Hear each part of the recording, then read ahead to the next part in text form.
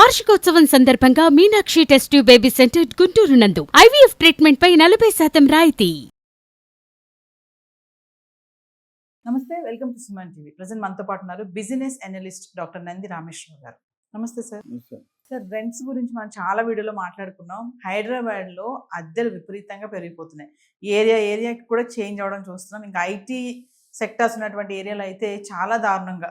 ఎందుకు రెంట్స్ ఇంతలా పెరిగిపోతున్నాయి ఏంటి అంటే ఒకసారి మనం చెక్ చేస్తే, మీరు పిల్లలకి అంటూ పోతున్నాం, పాపులేషన్ పెంచుకుంటాం, ఈ భూమి మాత్రం పెరగదు. సో పిల్లలకి అనడం తప్పు కాదు, బట్ అక్కడ మనకు ఉన్న అవైలబిలిటీ రిసోర్సెస్ లేవు. 50 సంవత్సరాలు మీరు పుట్టక ముందు ల్యాండ్ ఎంత ఉందో ఈ రోజు కూడా అంతే ఉంది.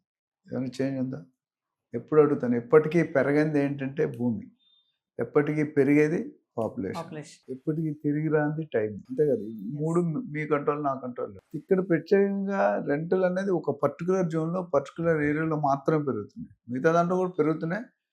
బట్ జనరల్గా రెంటల్ ఇన్వెస్ట్మెంట్ చేసేటప్పుడు 3-4 రకాలు మనం మాట్లాడుకున్నాం. ఒకటి, ఉండడానికి కొనుక్కుంటాం. First house, primary house. Second, trading, అంటే మీరు కొనుక్కొని అమ్ముతుంటారు, లాభాలు వేసుకోవాలి.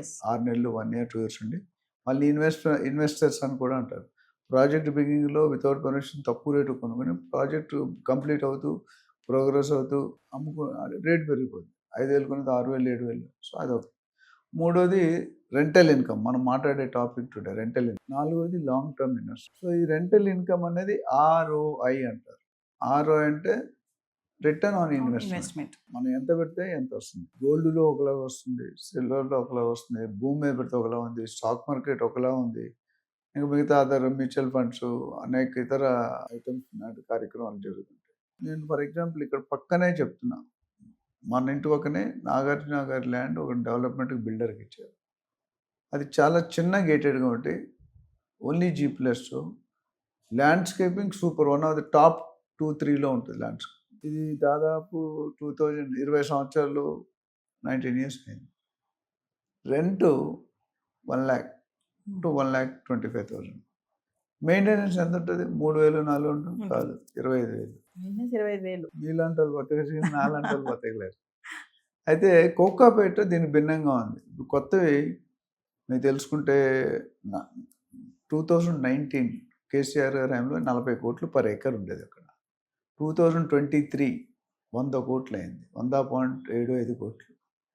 2025 లాస్ట్ ఇయర్ 177 కోట్లు. Rayadurgam, knowledge city. మొన్న జరిగిన ఆక్షన్లో 237 కోట్లు. నెక్స్ట్ ఇయర్ జరిగే ఆక్షన్లో మీరు రాసి పెట్టుకోండి, మనం దీని మీద మళ్ళీ వీడియో చేయాల్సి వస్తుంది, 300 కోట్లు. ఎంత? ఏకర్.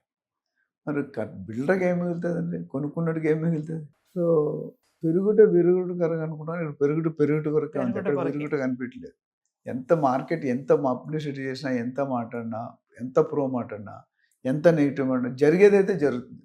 మనం మీడియాలో చాలాసేపు వాస్తవం అవాస్తవం రెండింటినీ మాట్లాడాలి, ఒకటి మాట్లాడకూడదు.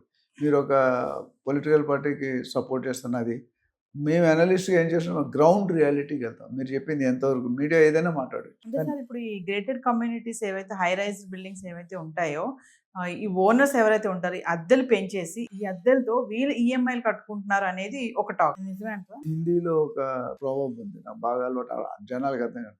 ఏక్ జమానమే రాజా తా, ఇప్పుడు రాజా లేడు. సో ఇక్కడ మీరు గమనించాల్సింది అంటే, ఇందులో 2 క్వశ్చన్లు అడిగారు మీరు ఒకే దాంట్లో. చిరంజీవి గారికి క్షమించు అనే పదం నచ్చదు, తెలుసా మీకు? సినిమాలో ఒరిజినల్ నాకు తెలియదు. నాకు గేటెడ్ కమ్యూనిటీ అనే పదం నచ్చదు. ఎందుకంటే నచ్చదంటే not in any negative sense. Gated కమ్యూనిటీలో ఉన్న ఫెసిలిటీ ఎంతమంది వాడుకుంటారని మీరు రీసెర్చ్ చేయండి. యాజ్ ఎ మీడియా ఎందుకు సార్ వాడుకుంటారు కదా, చాలా మంది వాటి కోసమే గేటెడ్ కమ్యూనిటీకి వెళ్ళే వాళ్ళు. నేను మీ గేటెడ్ కమ్యూనిటీ కనిపిస్తా, మీరు స్విమ్మింగ్ పూల్కి వెళ్తారా? ఓపెన్గా చెప్పండి. వెళ్ళరు. మీరు కదా, మీ ఆయన కూడా వెళ్ళరు. చిన్నపిల్లలు 5-10 సంవత్సరాల వెళ్తారు. జాగింగ్ టైం, ఈరోజు పొద్దుట ఆడపిల్ల హౌస్ హోల్డ్ లేస్తే 7 గంటలకు 6 గంటలు లేస్తే క్యారేజ్ కట్టి స్నానం చేసి పూజ చేసి ఆఫీస్కి వెళ్ళడానికే పరిగెడుతున్నారు, స్వెట్టింగ్. వాకింగ్ టైం ఎక్కడ? నేను అంతా కాదు, పోర్షన్ ఆఫ్ ద పీపుల్ కొంతమంది నిజంగానే యూటిలైజ్ చేసుకుంటే వాళ్ళు వర్త్. ఎమ్యూనిటీస్ అని చెప్పి గేటెడ్ కమ్యూనిటీలో 10 లక్షలు, 15 లక్షలు, 20 లక్షలు వేస్తున్నారు. కార్ పార్కింగ్ 5-10 లక్షలు. ఎమ్యూనిటీస్లో మన స్విమ్మింగ్ పూల్ ఉంటుంది, జాగింగ్ ట్రాక్ ఉంటుంది, క్లబ్ హౌస్ ఉంటుంది, స్పా ఉంటుంది, బార్ ఉంటుంది, రెస్టారెంట్ ఉంటుంది, హోటల్. ఇందులో మనం హౌస్ హోల్డ్ యావరేజ్ 50,000 నుండి ₹1,00,000 శాలరీ తెచ్చిన వాళ్ళకి నాకు తెలిసి they don't have that much luxury time, ఇంకా వాటిని యూటిలైజ్ చేసుకునే టైం లేదు, కానీ మీరు పే పే చేస్తున్నారు చేస్తున్నాం. వాడుకొని. సో అది ఎంత అవసరం అనేది మనం నిర్ణయించుకోవాలి. ఇప్పుడు యంగ్ కపుల్ ఉన్నారు, మన లేడీస్ సౌత్ ఇండియాలో కలిసి ఉంటే ladies urgent doesn't go out side, బయట అన్నీ చేయరు. మా తాతగారి కాలంలో బట్టలు లేకుండా ఉట్టి పెట్టుకుంటారు కదా, డ్రాయర్తోనే రోడ్డు మీద చేసేవారు. సూర్యుడికి ఎదురు ఏదో సెంటిమెంట్ ఉంది, నమస్కారం. సో అట్లా ఇప్పుడు ఏంటంటే రెంట్లు ఎందుకు పెరుగుతున్నాయంటే కాస్ట్ ఆఫ్ బయింగ్ ఎక్కువ, cost of buying to maintenance ఎక్కువైంది. హై రైజ్ మెయింటెనెన్స్ ఎన్ని కావాలని ఎంత కావాలి. సో ఓవరాల్గా చూసుకుంటే రెంటల్ ఇన్కమ్ అనేది పెరగడం, ఎందుకంటే ఒకే దగ్గర ఏరియాలో కాన్సన్ట్రేటెడ్గా ఐటీ ఎంప్లాయీస్ ఉన్నారు. ఐటీ ఎంప్లాయీస్ అనేవాళ్ళు ఆఫీస్ పక్కనే ఇల్లు ఉండాలనుకో, ట్రావెల్ ఎక్కువ చేయడం, travel time, pollution, traffic, body అలసట, ఇవన్నీ కూడా. సో ఇప్పుడు అందుకని ఏం చేస్తారు, మనకి ఒక బిల్డింగ్ ఉంటే 10 బిల్డింగ్ జనాలు ఎగబడుతున్నారు. సో డిమాండ్ ఈజ్ మోర్, మనం గోల్డ్లో చూసాం, demand is more, supply is less, rate will go. ఇప్పుడు ఏమైంది వెస్ట్ జోన్ పర్టికులర్గా నర్సింగిన, కోకాపేట, నల్గొండ, రాయదుర్గం, నాలెడ్జ్ ఇవన్నీ కూడా ఫైనాన్షియల్ డిస్ట్రిక్ట్ కన్స్ట్రక్షన్ బాగానే అవుతున్నాయి. హై రైజ్ ఎంప్లాయీస్ ఇంకా ఎక్కువ అవుతున్నారు. మధ్యలో కొద్ది డౌన్ ట్రెండ్, మళ్ళీ ఇప్పుడు IT every company putting a campus interviews and freshers కింద చూసాను Google 24 lakhs to 40 lakhs for fresher అని. చాలా బిగ్ చేద్దాం, మీరు లైఫ్ టైం పని చేసిన అంత వస్తుంది రాదు, అంటే నెలకి ఇయర్లీ ప్యాకేజ్ 2 lakhs చాలా ఎక్కువ. నార్మల్ 50,000 లక్ష అనేది ఐడియల్. సో ఓనర్స్ రెంట్ ఎలా క్యాలిక్యులేట్ అంటే జనరల్గా నేను పెట్టిన దానికి నాకు ఎంత ఇన్కమ్ రావాలి. జనరల్గా ₹1,00,00,000 మీరు ఫ్లాట్ కొనుక్కుంటే 20 నుండి 25,000 రెంట్ వస్తుంది, అంటే 2.5 to 3% పర్ యానం. ఇలాగ 25 into 12 3 లక్షలు, కోటి మీద 3 లక్షలు మ్యాక్సిమం. ఇప్పుడు ఏమైంది, డిమాండ్ ఎక్కువడం వల్ల ఆ 3% 2.5 కదా 3, 4, 5% కూడా పెట్టి చేస్తుంది. మెయింటెనెన్స్ అనేది ఎప్పుడు కూడా టెనెంట్ కట్టుకోవాలి, ఓనర్ కట్టు. So they don't bother much, రెంట్కి ఇచ్చేవాళ్ళు. ఉన్నవాళ్ళు ఇన్నోవేటివ్ ఫేస్. ఈ demand, war condition, in spite of job lay off, geopolitical condition, IT employees are shifting from here and there. కొంతమంది Vizag and Amaravati is also trying to get. ఇప్పుడు చంద్రబాబు గారు మామూలు మనిషి కాదు, is very senior administrative officer, political కాకుండా CEO. దానివల్ల ఏమవుతుందంటే ఆయన కూడా హైదరాబాద్ కంటే మన అమరావతి బాగా ఉండాలనేది ది కాంపిటీషన్ బిట్వీన్ 2 brothers, పెద్దన్న చిన్నన్న. అక్కడ కూడా చేసినప్పుడు డెవలప్ అయినప్పుడు ఐటీ కంపెనీ వచ్చినప్పుడు, so the demand is still going up in spite of so many jobs removal. IT వాళ్ళు ఎక్కడ తగ్గట్లేదు. ఇంకో మాట అడిగారు, మీరు అమ్ముకుంటున్నారు అంటే కొనుక్కొని వాళ్ళు బయట ఉండి రెంట్. ఇప్పుడు లగ్జరీ లైఫ్కి అలవాటు పడ్డాం. నాకు మన అరకేలో 30,000 మంది తీస్తారు, 12,000 మంది ఇండియన్స్.